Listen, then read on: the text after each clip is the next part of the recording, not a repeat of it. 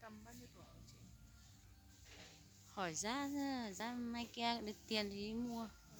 Đi Ừ. chợ đang ế mua đi bán rẻ cho. Bye bye. Đấy còn sót nữa.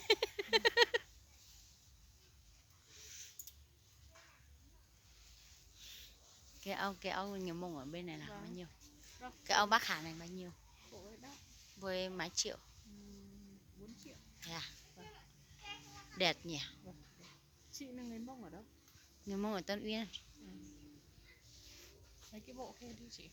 Mày đó, mày kia bán được cái gì, được tiền thì mới mua. Chứ còn nữa. Cái hai cái cho hai là tét là gì đó. Chứ có giờ tiện tiền có tét là chả chế. Giờ chỉ lá. Có màu này nữa này.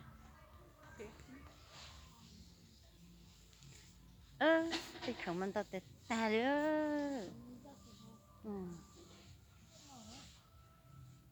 Giàu thế chứ. Nó hết rồi là ai mua sao chứ không mình hả? Chị bán gì?